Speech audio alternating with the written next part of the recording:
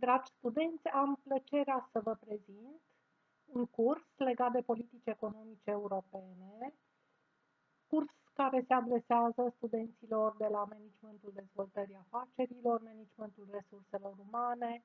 E, desigur, vorba de un program de masterat. De ce ar fi atractiv?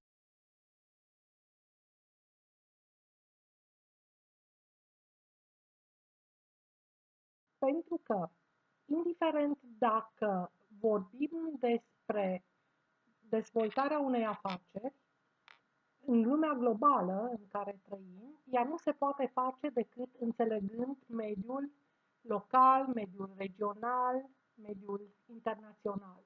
Ca atare, un prim aspect este cel legat de faptul că această lume globală poate fi înțeleasă prin intermediul unor politici specifice.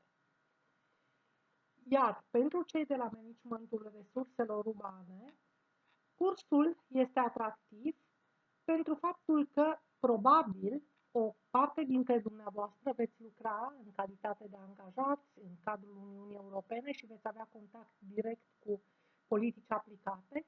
O altă parte, prin natura meseriei voastre, veți lucra în selecția și recrutarea personalului care lucrează în mediul european și legat de modul în care și prin care se aplică.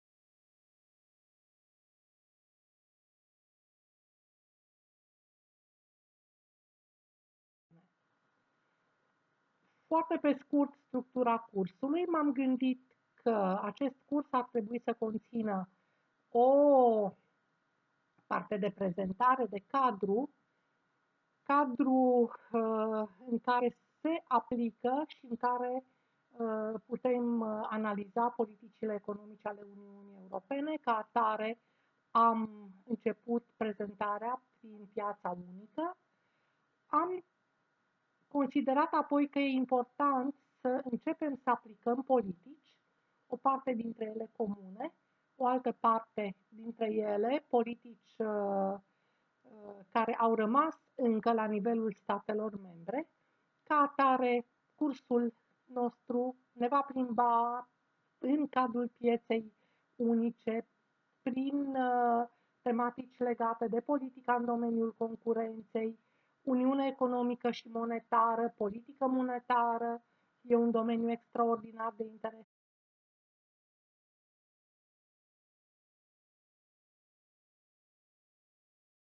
Studiat, apoi politica agricolă comună, bugetul Uniunii Europene, politica de coeziune și fonduri structurale, modul în care putem accesa fonduri europene pentru a dezvolta un anumit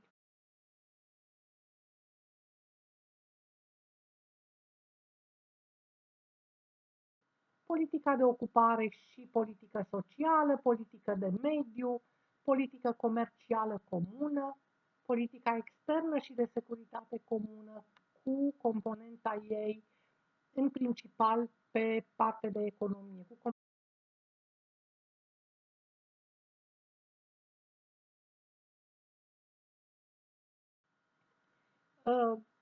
Cursul este unul interactiv, cursul și seminarul sunt interactive.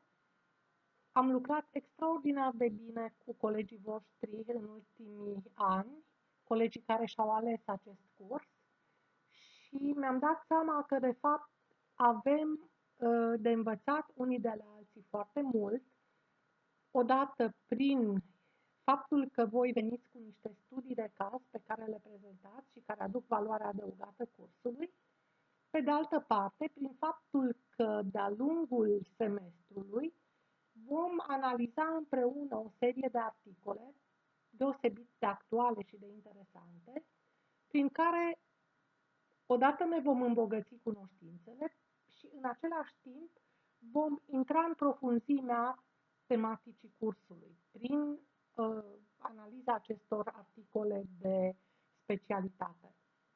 Modul de evaluare, un examen scris final în cadrul sesiunii de examene și un seminar sau laborator, seminar mai degrabă.